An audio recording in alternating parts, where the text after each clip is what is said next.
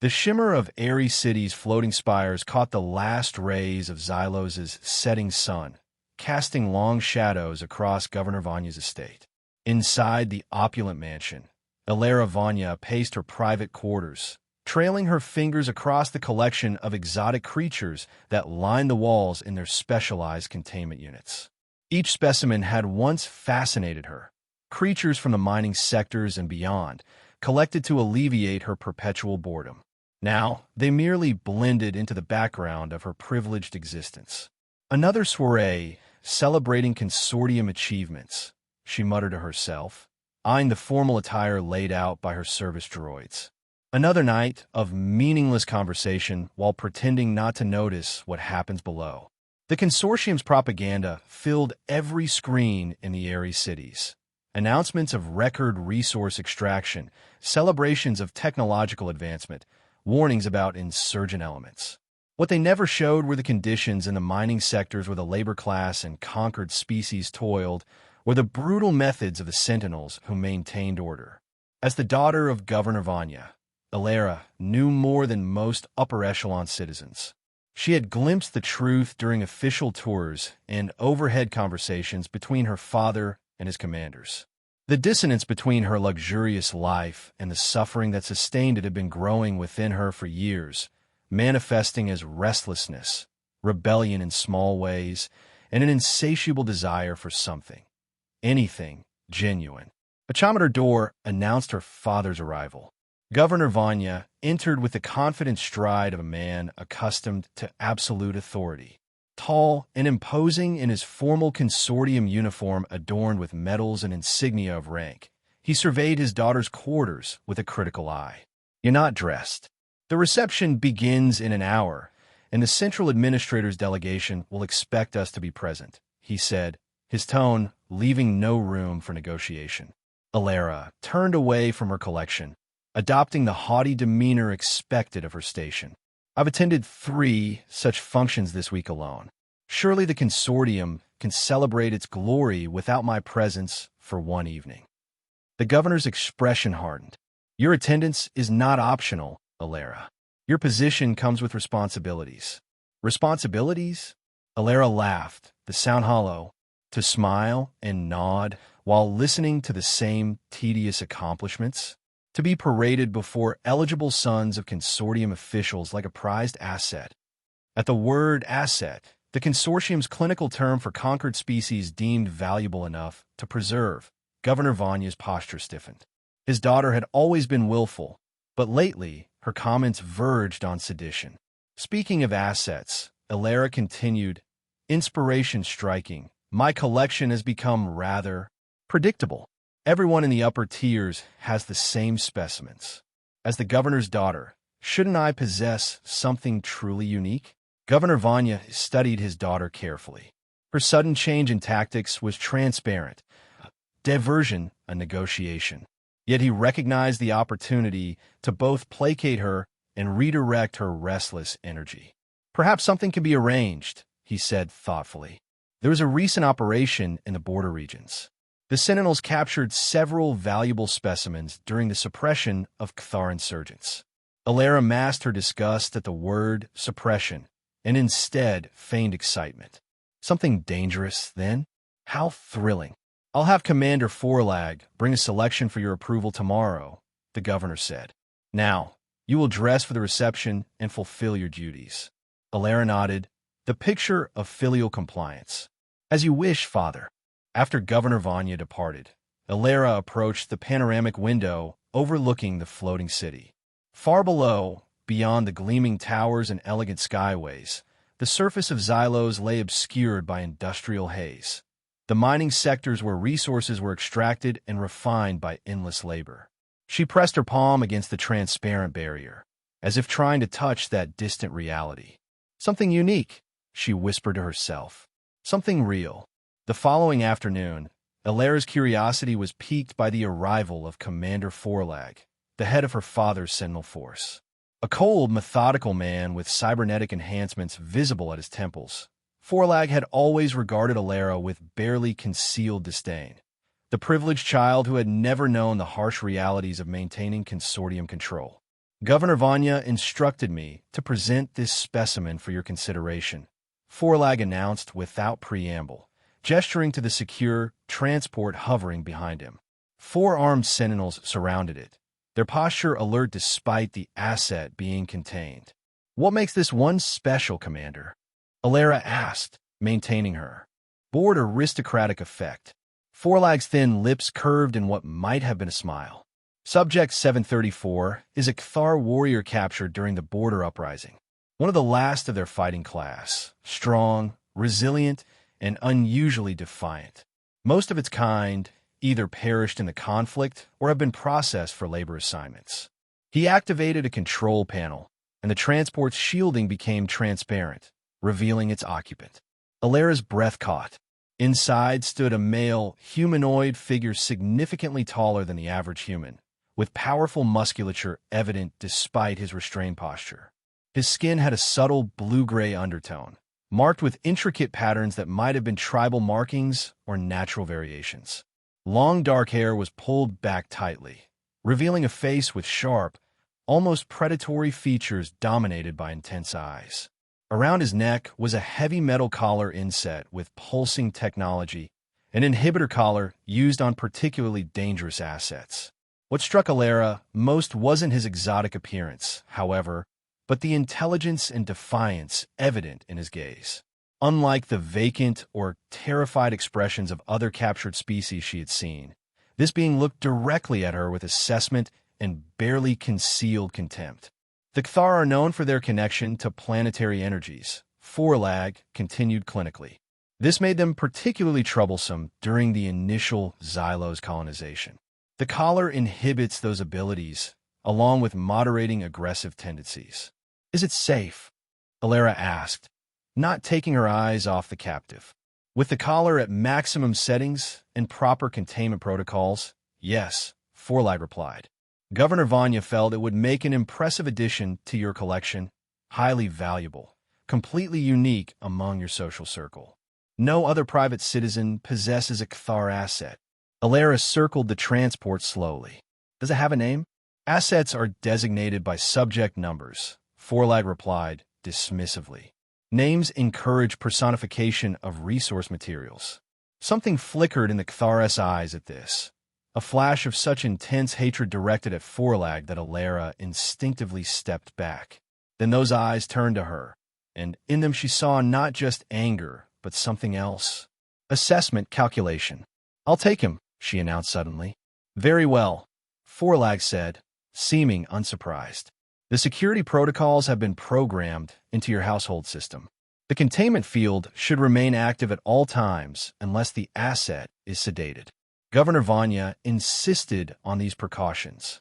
After Forlag supervised the installation of the containment unit in Alara's private quarters, significantly larger than her other specimen habitats, he offered a final warning. "Do not reduce the collar settings, regardless of how docile it appears. The Cathar are masters of deception and will exploit any weakness." With that, he departed, leaving Alara alone with her new pet. The energy field hummed softly, creating a transparent barrier between them. Inside, the Cathar stood motionless, his eyes never leaving Alara. She approached the field cautiously.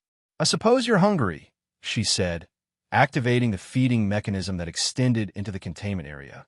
The system had been stocked with nutrients formulated for Cathar physiology. The captive made no move toward the food, continuing to watch her with that unsettling, intelligent gaze. Over the next several days, Alara found herself spending increasing time in her quarters, fascinated by Subject 734. Unlike her other specimens that merely existed in their habitats, carrying out instinctual behaviors, the Cathar exhibited clear signs of higher cognition. He observed everything, seemed to listen when she spoke, though she told herself she was merely talking aloud to herself.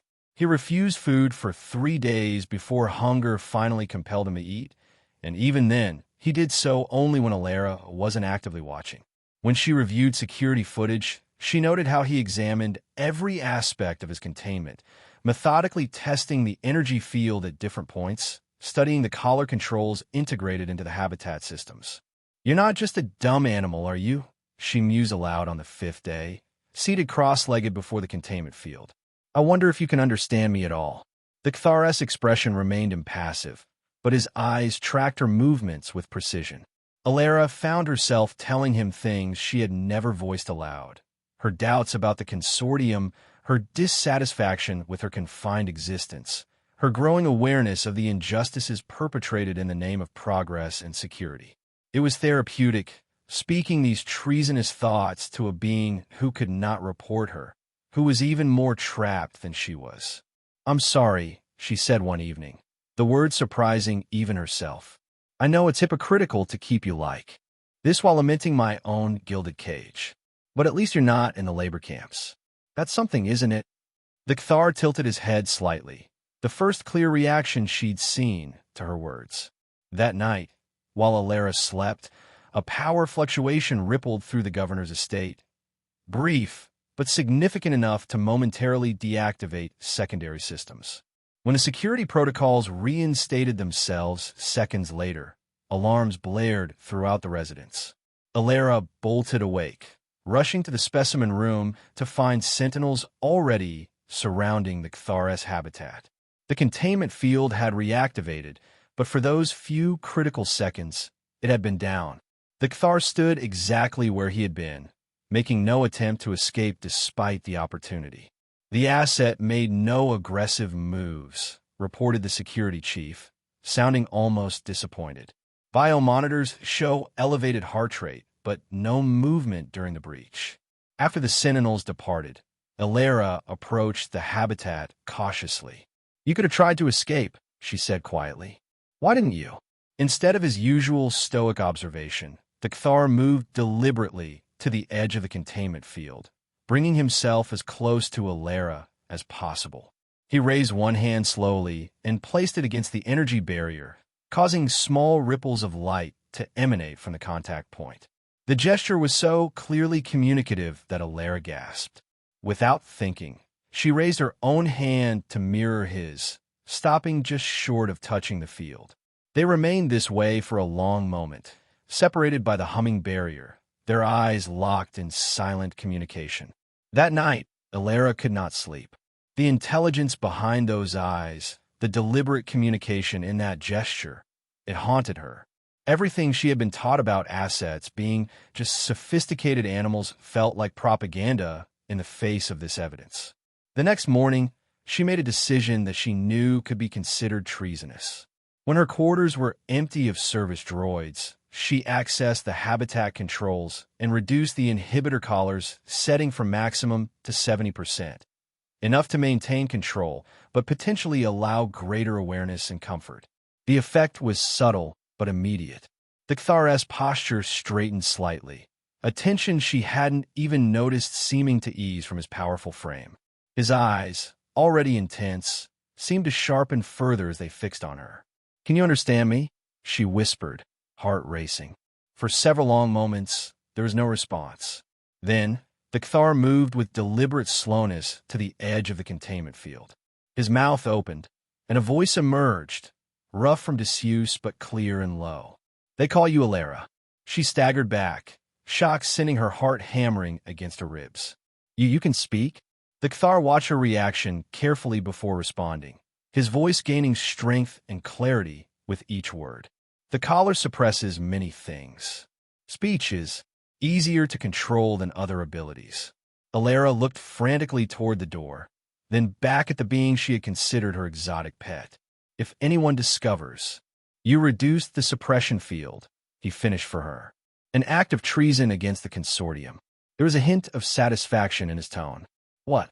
Who are you?" she managed to ask. He drew himself to his full height. "I am Kalen Thur of the Eastern Clans, warrior priest to the Kthar. Your people call me Subject 734. "Kalen Thur," she repeated, the name strange on her tongue. "You may call me Kale," he offered, the concession seeming to amuse him. "It would appear less conspicuous should you speak it by accident." Alara sank into a chair, mind racing. The consortium teaches that assets, that non-human species are intelligent, but not like us. Not capable of the same level of cognition or emotion. Kale's expression hardened. The consortium teaches many convenient untruths.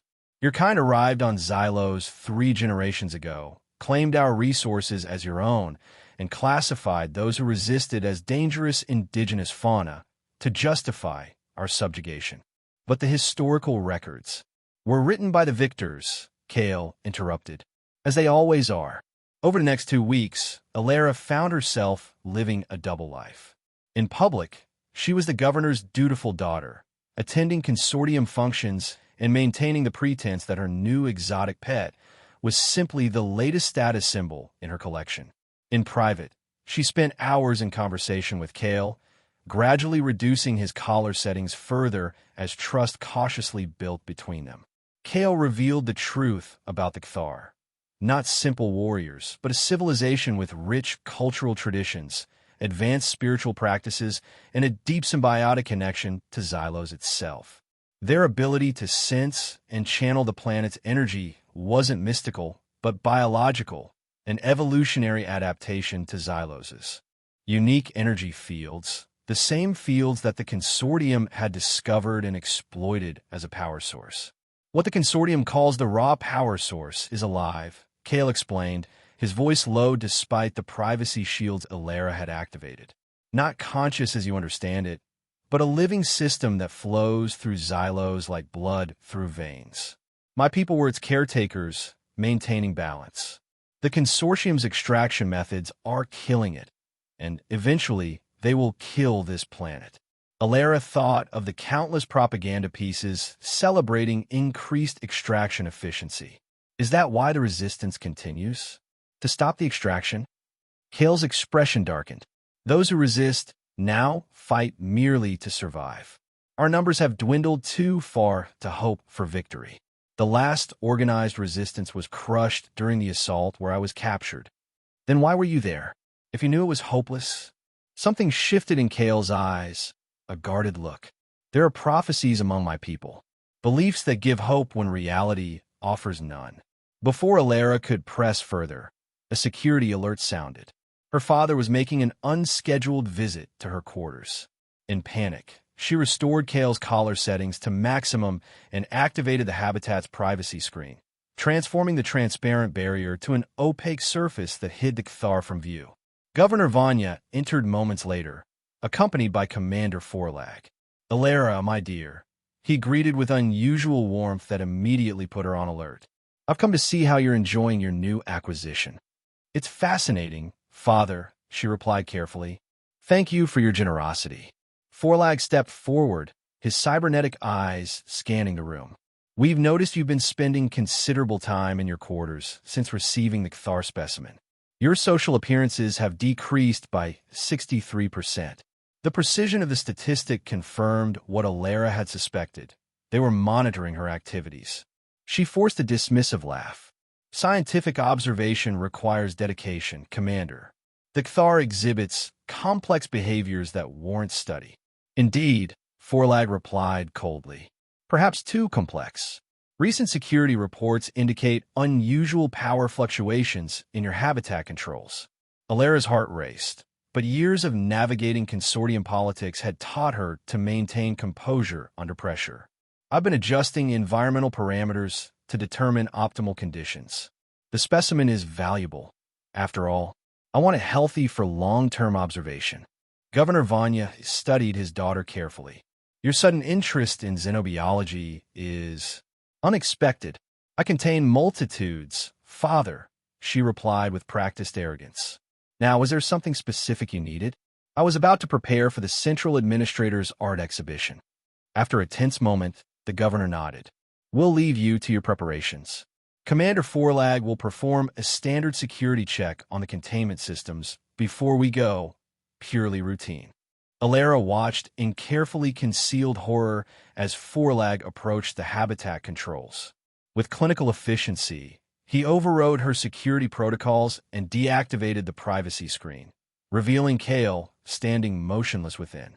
"Subject appears to be in acceptable condition," Forlag noted, activating a diagnostic program. "However, the collar requires calibration. Settings have been inconsistent." Before Alara could object, Forelag increased the collar's output to beyond maximum safety parameters. Inside the habitat, Kale dropped to his knees, his face contorted in silent agony as the device sent pulses of suppressive energy through his nervous system. "Commander," Alara protested, unable to hide her reaction. "You'll damage the specimen." "This is a standard compliance test," Forelag replied without emotion. "Kthar resilience is well documented. This merely confirms the collar's effectiveness." Governor Vanya watched the procedure with clinical interest before turning to his daughter. "Commander Forelag has expressed concerns about your attachment to this asset. Remember that sentimentality toward resources undermines consortium efficiency. The Kthar are particularly dangerous. Their insurgency cost thousands of consortium lives before we establish control." "Of course, Father," Alara managed, forcing herself not to look at Kale's suffering form. "It's merely scientific curiosity." After what seemed an eternity, Forelag returned the collar settings to standard maximum levels. Kale remained on his knees, breathing heavily but otherwise showing no reaction. "The systems appear functional," Forelag concluded. "I've reset your access permissions to prevent accidental adjustments. For your safety, Governor's daughter." After they departed, Alara rushed to the habitat controls, only to find herself locked out of all but the most basic functions. She couldn't reduce the collar settings or even communicate privately with Kale without triggering security alerts. "I'm sorry," she whispered, watching as Kale slowly rose to his feet.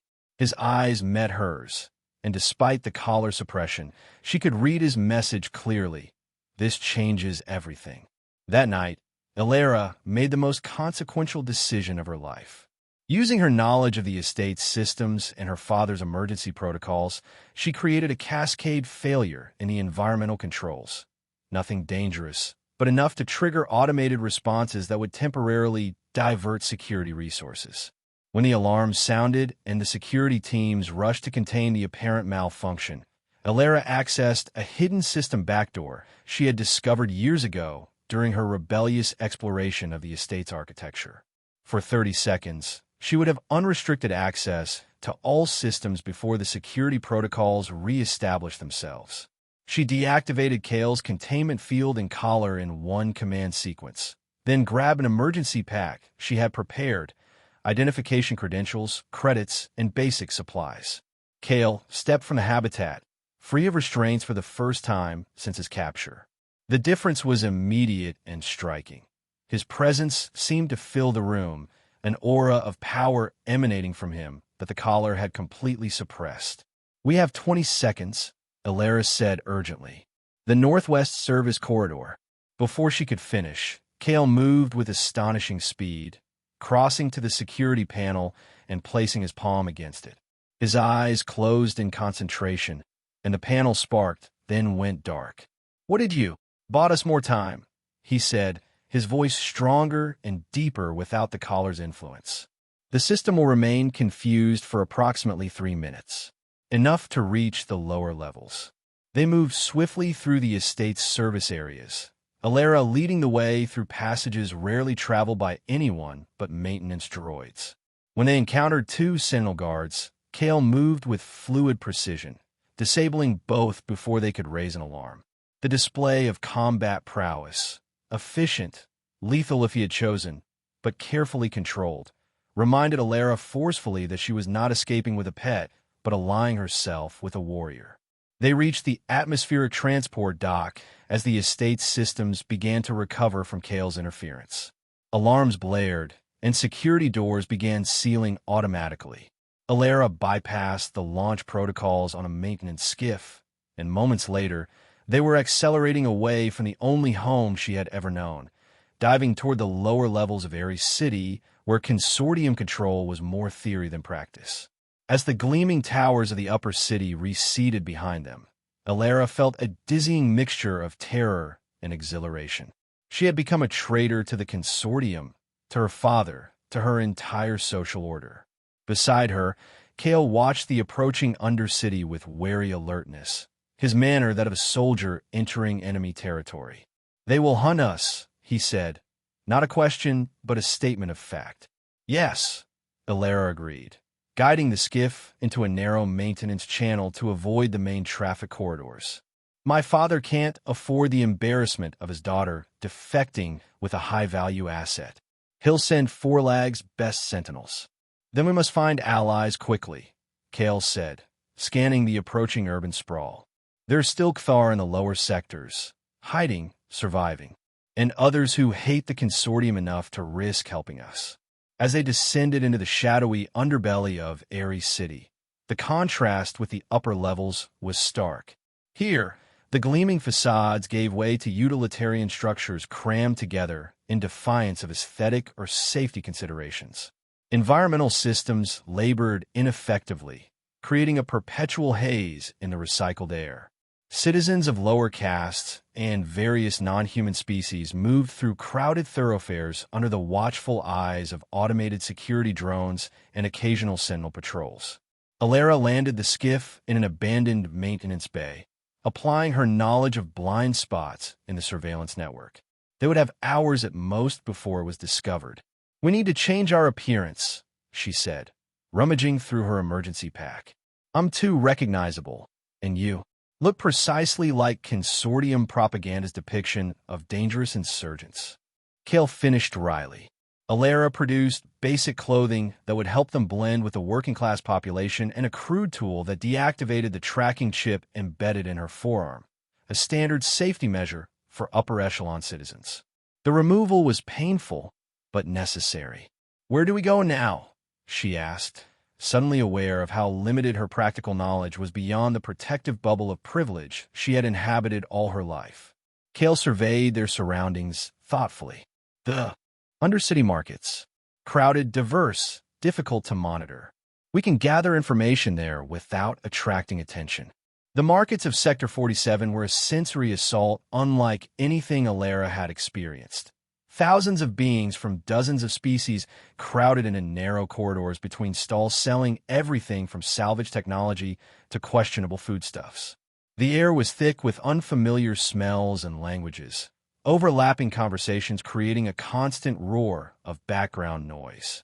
Consortium propaganda announcements occasionally blared from public address systems, largely ignored by the population.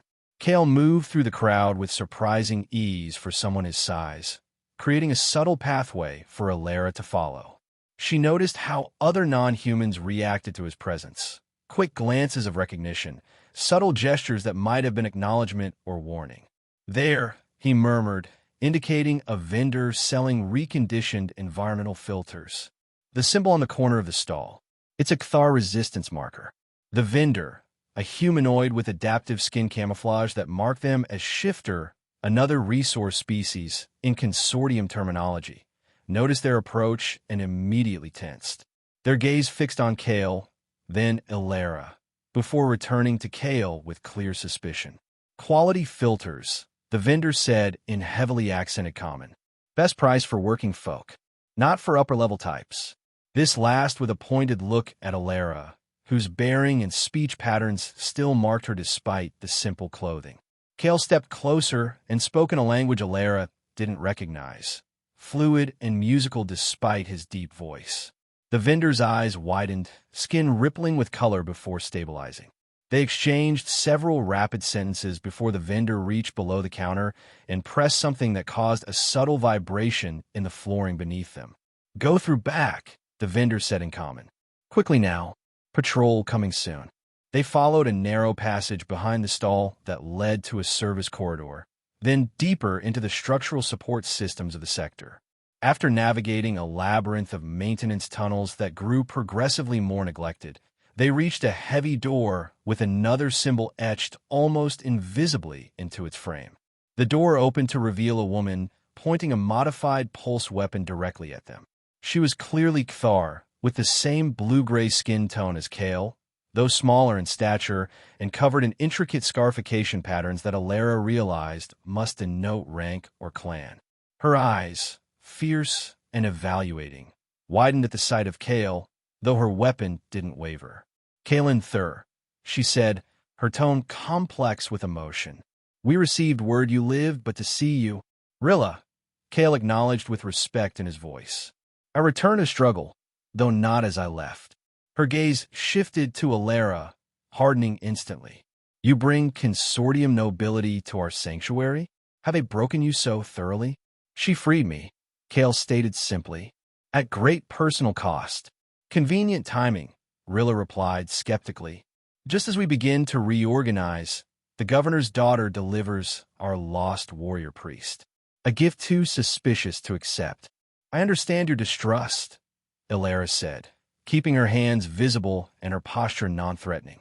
But I've turned my back on everything I knew. My father will consider me a traitor. I can never return. Pretty words from a privileged tongue, Rilla countered. You've lived in luxury while my people were classified as animals, worked to death in mining operations, or kept as exotic pets in collections like yours. Alara felt the truth of the accusation like a physical blow. I don't deny my complicity. I believe the lies, or chose not to question them because the truth was uncomfortable. I can't change that past, but I'm here now, offering whatever help I can provide. Rilla's expression remained hard, but another voice spoke from behind her. Male, not Kthar. Let them in, Rilla. The Sentinels have increased patrols in the sector. They're looking for something or someone. The speaker stepped into view, a lean human man with the distinctive neural interface ports of a tech specialist visible at his temples, partially obscured by unkempt hair. His clothing marked him as working class, but his equipment was surprisingly sophisticated. Jax, Rilla acknowledged without lowering her weapon. You're too trusting. And you're too cautious to still be alive if I wasn't right occasionally, he countered, studying Alara with intense curiosity. So you're the governor's daughter. Interesting career change. This is Alara, Kale introduced formally. And yes, daughter of Governor Vanya, but now hunted by the same forces we oppose. After a tense moment, Rilla lowered her weapon and stepped aside. Enter then, but know that at the first sign of betrayal, I will kill you myself, painfully and without hesitation. Fair enough, Alara replied, recognizing the statement not as a threat but a simple declaration of terms. The sanctuary beyond was a repurposed maintenance hub, expanded over time into a surprisingly extensive network of chambers. Dozens of beings occupied the space, mostly Kthar, but also humans from a working class and several other species Alara recognized from consortium classification briefings. All activity ceased when they entered, all eyes turning to Kale and then, with varying degrees of hostility and curiosity, to Alara. The Lost returns, Rilla announced. Kalen Thur lives, and he brings an unexpected ally. Over the next hours, Alara witnessed Kale's reunion with his people. Emotional, reverent, filled with rituals she didn't understand but recognized as deeply meaningful. He was clearly more than just a warrior to them. The term warrior priest seemed to carry significant weight, and his survival was treated as something miraculous. Jax appointed himself Alara's unofficial guide, explaining the Resistance's operations while carefully avoiding any information that could compromise security if she proved untrustworthy. We're not just Kthar here, he explained, indicating the diverse group. Anyone the consortium classifies as less than fully human has reason to resist. Plus plenty of humans who've seen the truth behind the propaganda. Like you, Alara asked. Jax's expression darkened. My family worked maintenance in the atmosphere processors. When production quotas increased, safety protocols were streamlined. There was an accident. My parents and sister were recategorized as acceptable resource loss. I was reassigned because of my technical aptitude. He tapped the neural ports at his temple. Consortium invested too much in these to waste them. So here I am, using their training against them. As night fell over the sector, the resistance leaders gathered for council, debating furiously over Kale and Alara's arrival. Alara, despite her exhaustion, absorbed everything, the dynamics, the desperate situation of the resistance, the hope that Kale's return had sparked despite their rational caution. They call you the last heir, she said quietly when Kale finally joined her in the small alcove she'd been allocated. What does that mean? Kale was silent for a long moment, weighing his response. The Kthar have bloodlines with particular affinities for Xylos's energies. Mine is the oldest, once the strongest. My ancestors communed directly with the planetary consciousness, guiding the flow of power throughout Xylos. He paused, his expression somber. I'm the last of that lineage.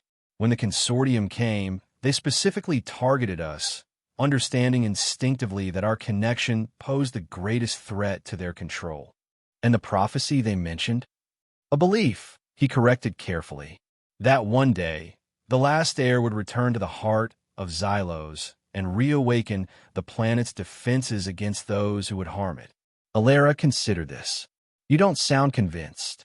Faith is complicated during genocide, Kale replied simply.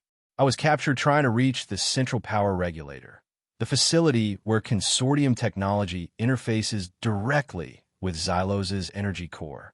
Some believed I could communicate with it, disrupt the extraction processes. Instead, I was collared and caged. Until now, Alaris said. Until now. He agreed, something warming in his gaze as he looked at her. An unlikely alliance, governor's daughter. Former governor's daughter, she corrected. Now, just a traitor with insider knowledge of consortium security systems. Knowledge that might make the impossible merely improbable, Kale mused. The resistance has been gathering strength, waiting for an opportunity. Your arrival could be the catalyst needed. Days turned into weeks as Alara integrated into the resistance. Her initial reception, hostile suspicion from most, gradually evolved as she proved her value. Her lifetime of access to consortium systems and protocols provided intelligence that saved lives and enabled operations that would have been suicidal without her insight. She learned to survive in the Undercity, shedding privileged habits and adopting new skills. Kale taught her rudimentary self-defense, while Jax trained her in counter-surveillance techniques. Rilla remained skeptical but pragmatic, recognizing Alara's utility while reserving final judgment on her loyalty. The relationship between Alara and Kale deepened during this time, evolving beyond their initial roles as captor and captive, beyond even allies of convenience. They recognized in each other a similar isolation, Alara's privileged loneliness, Kale's burden as the last of his lineage. Moments of connection amidst the constant danger became precious, though neither acknowledged the growing affection explicitly. Their relative stability shattered when Jax, monitoring consortium communications, intercepted alarming intelligence. They're accelerating the extraction timeline, he reported to the gathered resistance leaders, Alara and Kale among them. Governor Vanya has authorized operating the Central Power Regulator at 130% capacity. The system wasn't designed for that load. The planetary energy system can't sustain that level of extraction, Kale said, alarm evident in his voice. It would cause cascading failures throughout Xylos' natural systems. Why would my father authorize this? Alara asked. He understands the basic ecological implications, even if he doesn't acknowledge the living nature of the energy system. Rilla's expression was grim. Desperation. Your disappearance with Kalen Thur created political vulnerability. He needs a significant victory to maintain position. Or, Jax added, scrolling through intercepted data, there's something we're missing. The energy readings from the Central Power Regulator have been fluctuating in patterns I've never seen before. It's like the system is becoming unstable on its own. The raw power source is responding to the extraction, Kale said, his voice dropping to almost a whisper. It's defending itself, like an immune system activating against an infection. Alara studied the data, her scientific education allowing her to recognize patterns that others might miss. These fluctuations began shortly after we escaped. Is it possible? She hesitated, looking at Kale. Is it possible your presence, your freedom, somehow affected the energy system? The air returns. The planet awakens.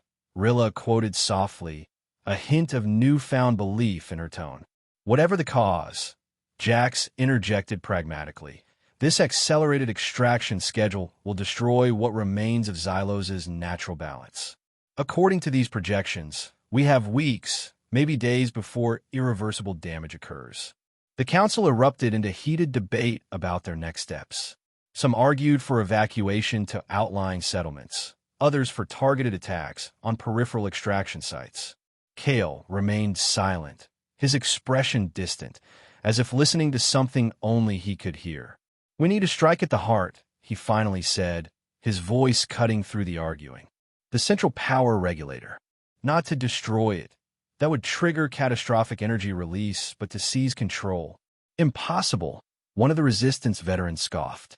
"The regulator is the most heavily guarded facility on Xylos, located directly beneath the consortium headquarters in Aerie City Central. Multiple security layers, elite sentinel squads, automated defenses. I can get us in," Alara said. All eyes turned to her. "My father's emergency protocols. They're hardwired into the system, designed to allow high-level officials access in crisis situations. They'll have been changed since your defection," Rilla countered. "Some, yes," Alara acknowledged. "But the core architects are paranoid. The most fundamental override codes are physically isolated from the network, unchangeable without completely rebuilding the system. My father showed me once, a precaution in case of his death or incapacitation." Jax was already calculating. Getting to the access point is still a suicide mission. Sentinels patrol every approach. "Not every approach," Alara corrected. "The atmospheric maintenance tunnels. They run directly under the regulator complex. Limited surveillance because the environmental conditions make standard sensors unreliable." Silence fell over the council as they processed this information. Finally, Rilla spoke, her tone resigned but determined.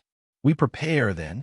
A surgical strike team, small enough to move undetected, skilled enough to handle whatever resistance we encounter." Her eyes moved between Kale and Alara. "You two must go. Your knowledge is essential. I will accompany you with our best fighters. Jack's coordinates from here, maintaining communications, and disabling what systems he can reach." As the council dissolved into tactical planning, Kale drew Alara aside, his expression troubled. "There's something I haven't told the others," he said quietly. "Something I'm not certain of myself. If I do reach the regulator core, connect with the raw power source directly. The prophecy," Alara finished for him. "If it's true, if I can truly interface with Xylos' energy system, the results are unpredictable. It could restore balance, or it could kill you," she said, reading the concern in his eyes. "Or everyone," he corrected grimly. "Power of that magnitude, channeled through one being, it's never been attempted, only theorized in our oldest texts." Alara took his hand, an intimacy they rarely allowed themselves. "We'll find another way." "There may not be another way," Kale replied. "If Xylos is truly awakening, responding to the consortium's exploitation, that energy will find release one way or another. Better guided than chaotic." The next 48 hours passed in a blur of preparation. Weapons were checked and rechecked, routes memorized, contingencies planned. Alara shared everything she knew about the regulator's systems and security, while Kale instructed the strike team on Cathar meditation techniques to resist pain and fear. The night before the mission, Alara couldn't sleep. She found Kale on a maintenance platform outside the resistance base, gazing up at the distant lights of Aerie City's upper levels floating against the night sky. "Second thoughts?" he asked as she joined him. "A lifetime of them," she replied with a small smile. "But not about tomorrow." They stood in comfortable silence for a time, shoulders almost touching. "Before I was captured," Kale said eventually, "I believed absolutely in my purpose, in the prophecy, in my duty to my people. It was simple, clear. Then came the collar, the cage, the certainty that I had failed in every way that mattered." He turned to look at her, his expression open in a way she rarely saw. "And then there was you, a spoiled aristocrat who kept you as a pet," Alara said, the self-recrimination evident in her voice. "A woman trapped in her own way," Kale corrected gently, "who saw truth when it was easier to remain blind, who risked everything to do what was right, even when that meant turning against all she had known." He reached out, hesitantly touching her cheek.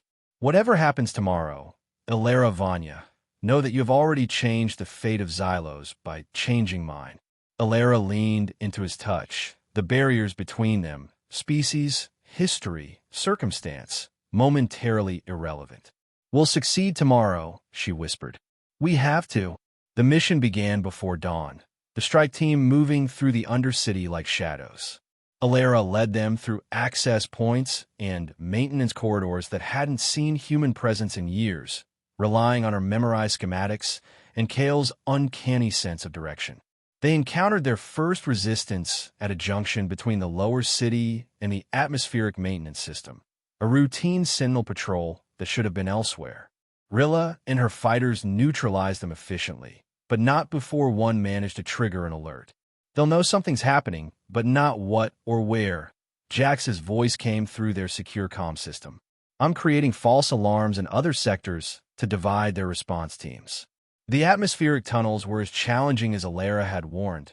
Hot, thick with industrial particulates, and dangerously close to the massive processing machinery that kept Ares City aloft.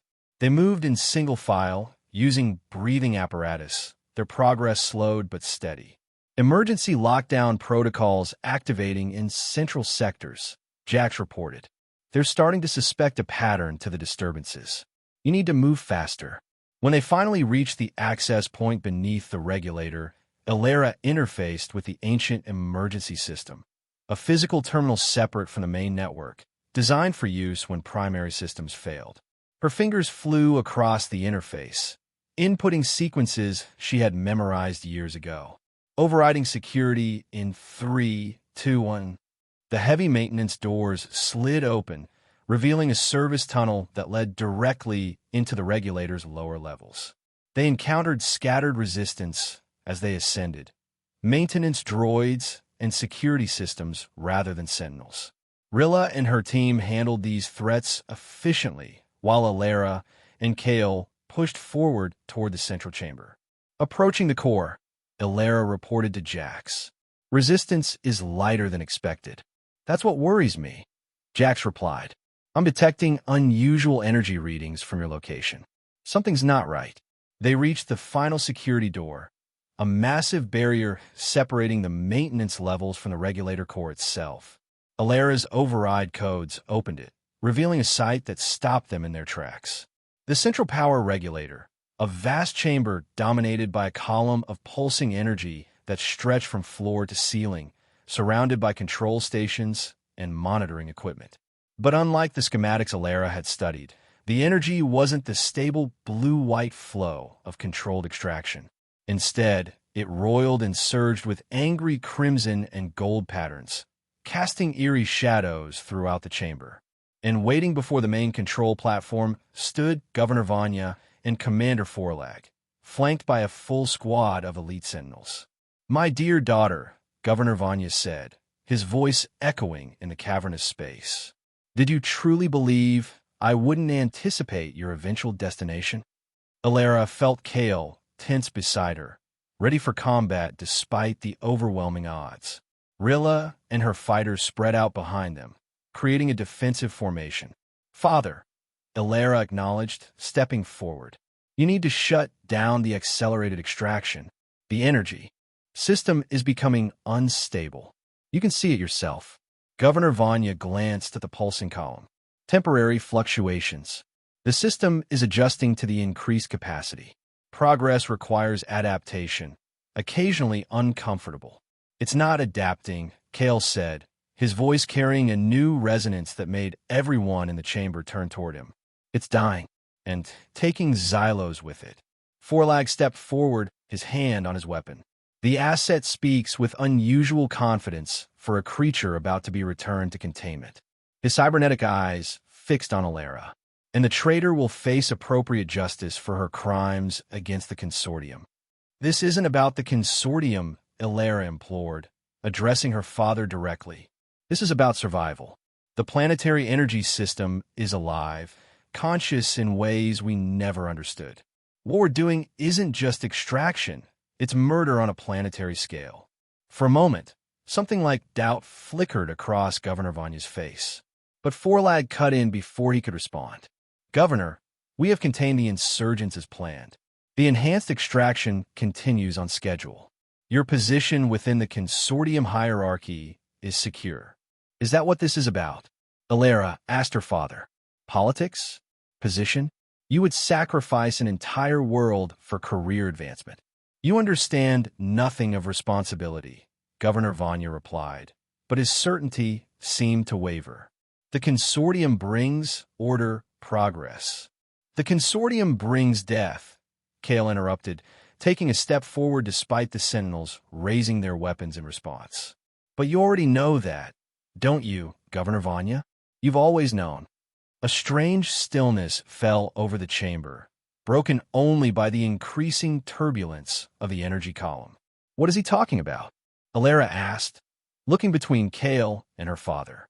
Governor Vanya's expression hardened. The ravings of a primitive species. Nothing more. Tell her, Kale pressed another step forward. Tell your daughter about Dr. Vanya, her mother. Tell her what really happened to the brilliant scientist who discovered the truth about Xylos's energy system. Alara felt as if the floor had dropped away beneath her. Mother? What about her?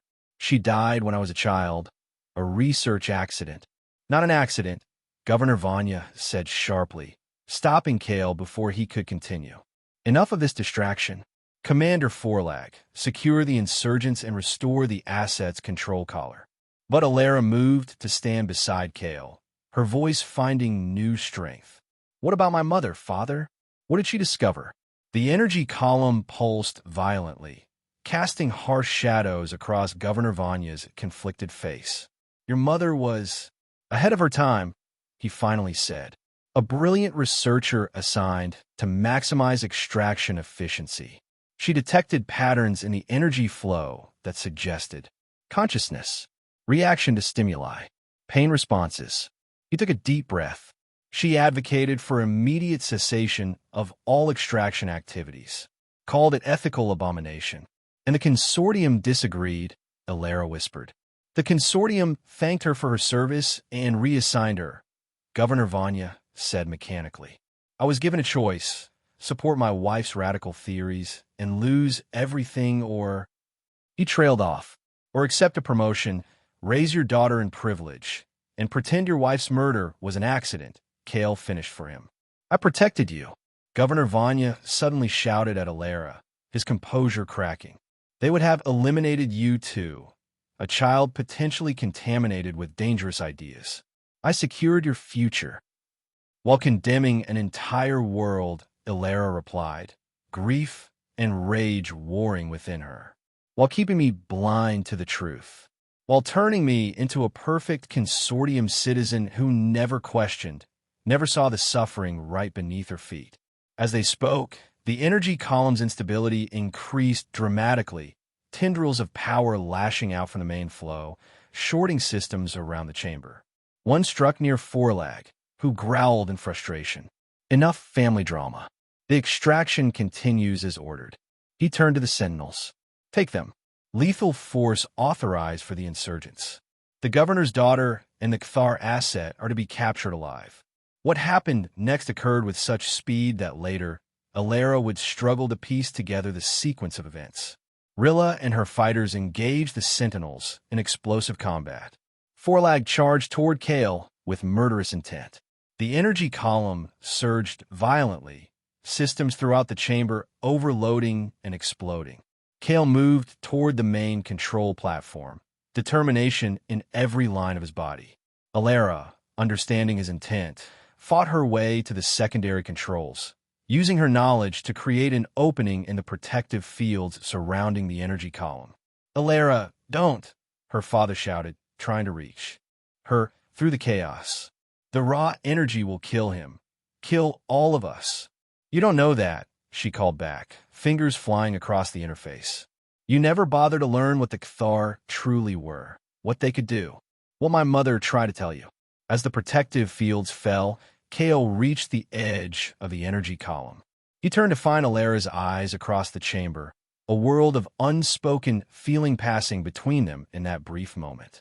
Then he stepped forward, directly into the raging torrent of planetary energy. The effect was immediate and overwhelming. The chaotic flow seemed to hesitate, then coalesce around Kale's form. His body absorbed the energy, began to glow from within, rising slowly from the ground as power coursed through him. Ancient Cthar markings appeared on his skin, burning with inner light, forming patterns unseen for generations.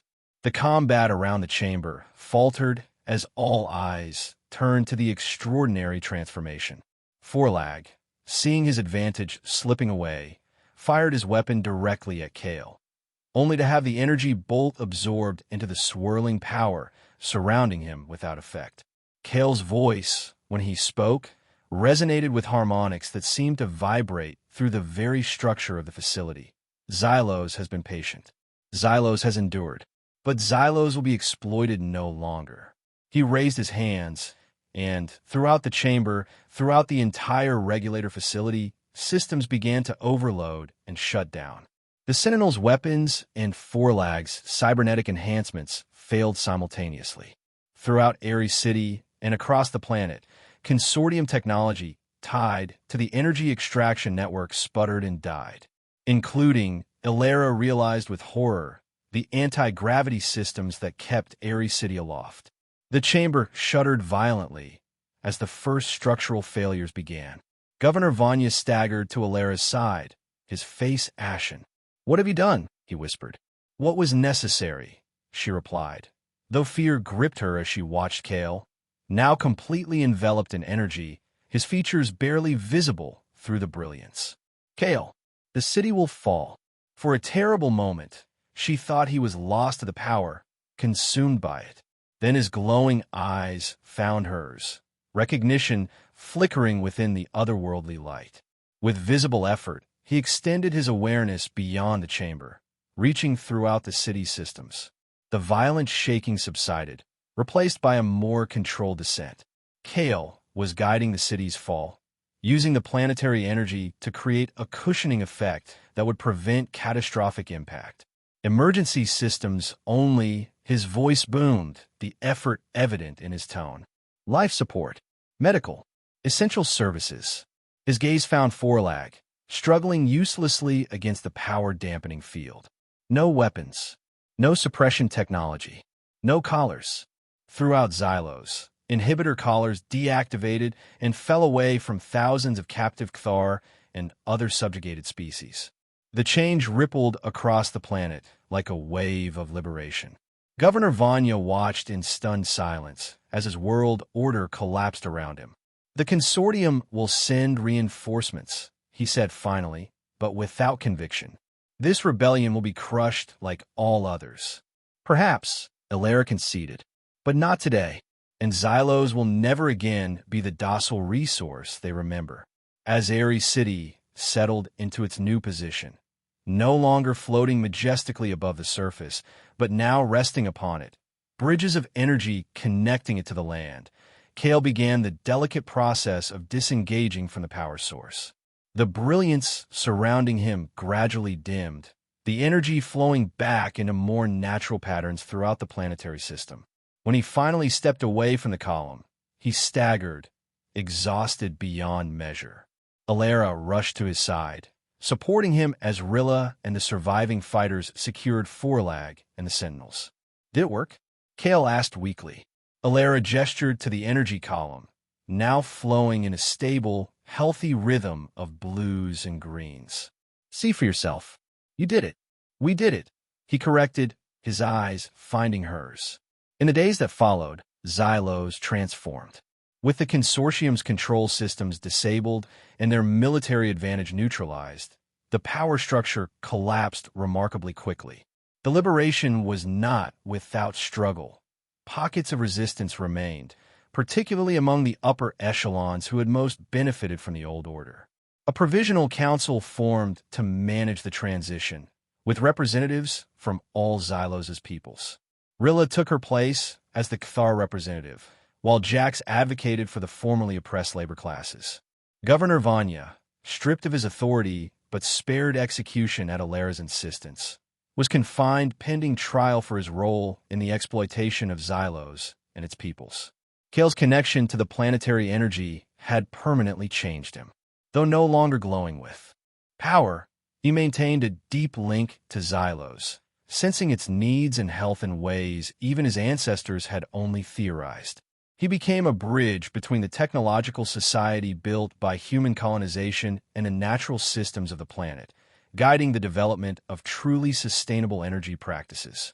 Alara found her own place in the new order, using her scientific education and insider knowledge of consortium systems to help dismantle the most oppressive technologies while preserving those that could benefit all. Her relationship with Kale deepened as they worked together, their initial captor-captive dynamic, now a distant memory, replaced by partnership, respect, and eventually, love that transcended species and history. 3 years after what became known as the Liberation, Alara stood with Kale on a platform overlooking the transformed landscape of what had once been Ares City. Now simply called Unity, the city had expanded horizontally rather than vertically, integrating with the natural terrain instead of floating above it in artificial separation. The harsh divisions between upper and lower sectors had dissolved, replaced by a more organic community design that encouraged interaction between all peoples. In the distance, the central power regulator, renamed the Harmony Center, pulsed with healthy energy, now guided by a council of trained Cthar sensitives who communicated with Xylos rather than exploiting it. A message came through the deep space array, Alara said, breaking their comfortable silence. The Consortium Central Authority has finally acknowledged the independent status of Xylos. Apparently, they've been too busy with uprisings on 3 other extraction colonies to bother with us. Kale smiled slightly. News travels, even across the stars. Freedom inspires freedom. They'll try again eventually, Alara said. Different tactics, perhaps. Economic pressure instead of military force. And we'll be ready, Kale replied, taking her hand. Xylos is awake now, as are its people. Alara leaned against him, feeling the subtle resonance of planetary energy that still hummed through his being. When I was a child, my mother used to tell me that the most important discoveries happen when we question what everyone else accepts as truth. A wise woman, Kale said. I wish I could have known her. I think she would have liked you, Alara replied with a smile. Especially since you proved her right. Their moment of peace was interrupted by a communication alert. Alara checked the device reluctantly. The Cthar settlement in the southern continent is reporting unusual energy readings, she reported. And there's a consortium scout ship detected at the outer system boundary. Kale straightened, his expression shifting from contentment to resolve. The work continues, then. It always will, Alara acknowledged, but without regret. As they turned to face whatever new challenge approached, she reflected on the extraordinary journey that had brought them here, from owner and pet to equals, partners in the ongoing struggle for true freedom. Behind them, the energy lines of Xylos pulsed with renewed vitality, a living planet once again in harmony with those who called it home.